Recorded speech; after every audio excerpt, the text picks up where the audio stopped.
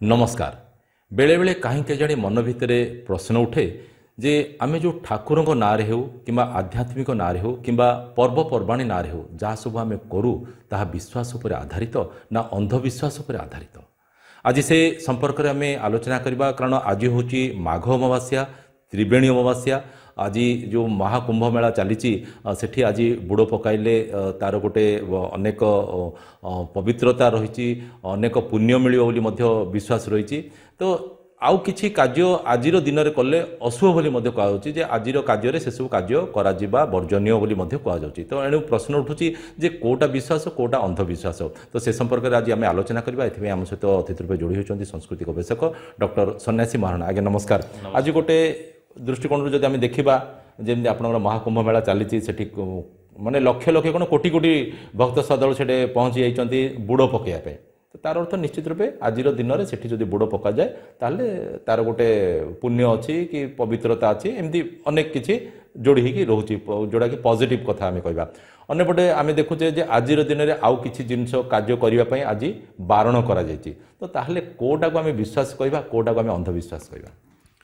आज हूँ पवित्र माघ मासर कृष्ण पक्षर अमावास्या तिथि।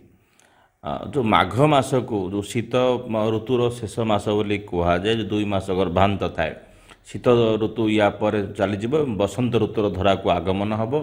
यही जो 15 दिन स्वतंत्र भाव में कहुए बाघ को शीत हुए बाघ कड़कड़ हुए बोली कहुए। आम लोक कथार एका माघे शीत जाएनि बोली कहुए।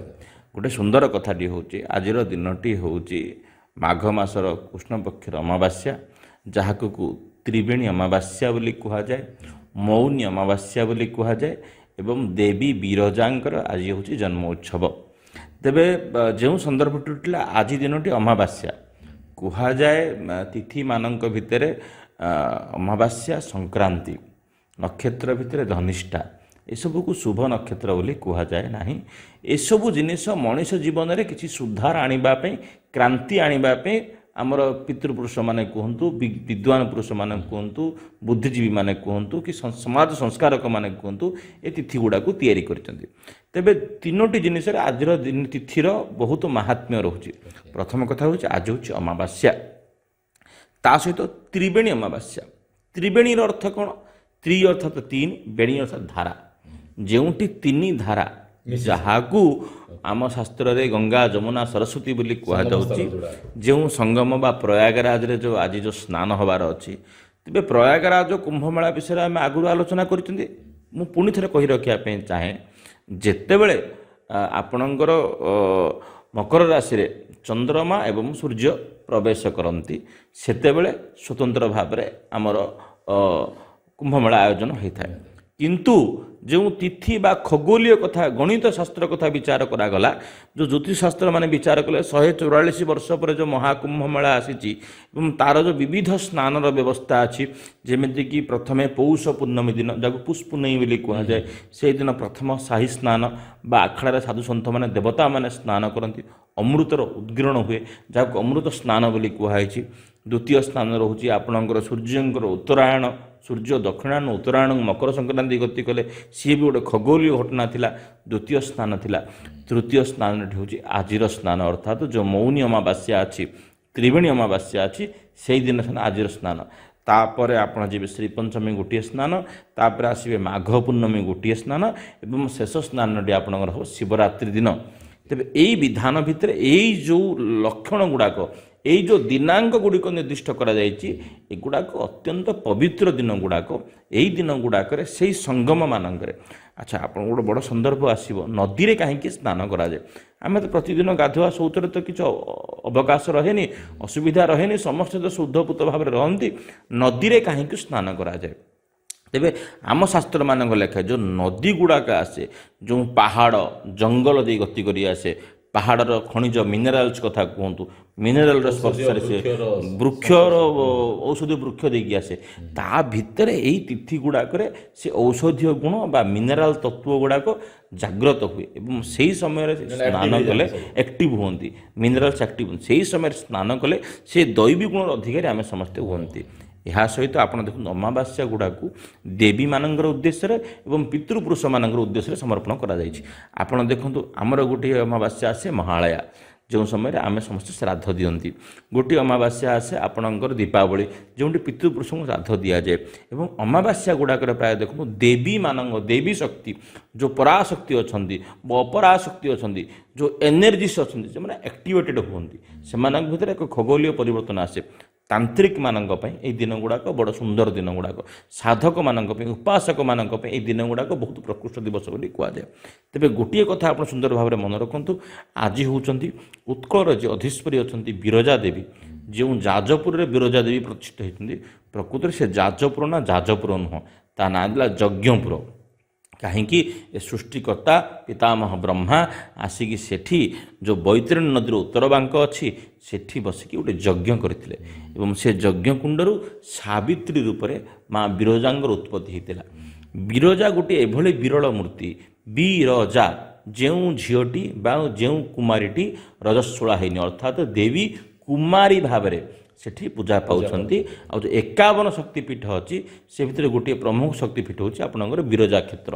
ଏବଂ ଯେଉଁ ଯଜ୍ଞ କ୍ଷେତ୍ର ପରବର୍ତ୍ତୀ ସମୟରେ ଯଜ୍ଞପୁରଟା ଯାଜପୁର ତିଆରି ହେଲା, ସେଠି ବିରଜାଙ୍କୁ ଅର୍ଥାତ୍ ଏମିତି ଗୋଟେ ବିରଳ ମୂର୍ତ୍ତି, ଦ୍ୱିଭୁଜ ଦୁର୍ଗ ମୂର୍ତ୍ତି, ଦୁର୍ଗାଙ୍କର ଦୁଇଭୁଜ ବିଶିଷ୍ଟ ମୂର୍ତ୍ତି, ଯେଉଁଥିରେ ଗୋଟିଏରେ ଦେବୀ ଖଡ଼ଗ ବା ତ୍ରିଶୂଳ ଧାରଣ କରିଛନ୍ତି, ଅନ୍ୟରେ ମହିଷକୁ ଧାରଣ କରିଛନ୍ତି, ବଦ୍ଧ କରିଛନ୍ତି।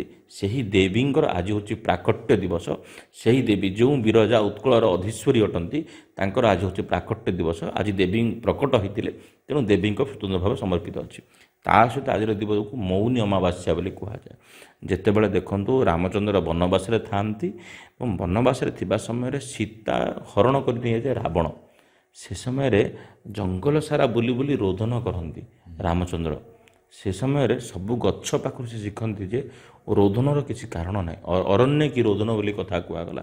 ସେହି ସମୟରେ ସେ ଗୋଟିଏ ଦିନ ପାଇଁ ମୌନ ବ୍ରତ ଧାରଣ କରିଥିଲେ ଏବଂ ଯେଉଁ ସାଧୁସନ୍ଥମାନେ ଥାଆନ୍ତି, ଯେଉଁମାନେ ବିଜ୍ଞ ପ୍ରାଜ୍ଞ ବ୍ୟକ୍ତି ବିଶେଷ ଥାଆନ୍ତି, ଆଜିର ଦିନରେ ସେମାନେ ମୌନ ବ୍ରତ ଆଚରଣ କରନ୍ତି। ଏଇ ଦିନରେ ମୌନ ରହିବା ଦ୍ୱାରା ଅନେକ ତପର ଫଳ ମଧ୍ୟ ମିଳେ। କାହିଁକି? କଳି ଯୁଗରେ ଯଦି ଆପଣ ଅଳ୍ପରେ କିଛି କରନ୍ତି, ଆପଣଙ୍କୁ କଳ୍ପରେ ପ୍ରାପ୍ତ ହେବାର ବିଧାନ ଅଛି। ତା ସହିତ ମାଘ ମାସ କୁହାଯାଏ କିଛି ଯେଉଁ ବର୍ଷର ପୁଣ୍ୟ ମାସ ଅଛି, ଯେଉଁ ଆ କା ମା ବହି ବିଚାର କରାଲା, ମାଘ ମଧ୍ୟ ଗୋଟେ ପୁଣ୍ୟ ମାସ ଏବଂ ମାଘ ମାସରେ ସ୍ନାନର ଭୂମିକା ଅତ୍ୟନ୍ତ ଗୁରୁତ୍ୱପୂର୍ଣ୍ଣ। ଶରୀର ଯେହେତୁ ବାହାରେ ଥଣ୍ଡା ଅଛି, ଶରୀର ଗରମ ଅଛି, ଶରୀରକୁ ବାହାର ଥଣ୍ଡା ସହିତ ମିଶାଇବା ପାଇଁ ସ୍ନାନକୁ ଗୁରୁତ୍ୱ ଦିଆହେଇଛି, ଦାନକୁ ଗୁରୁତ୍ୱ ଦିଆହେଇଛି, ତର୍ପଣକୁ ଗୁରୁତ୍ୱ ଦିଆହେଇଛି।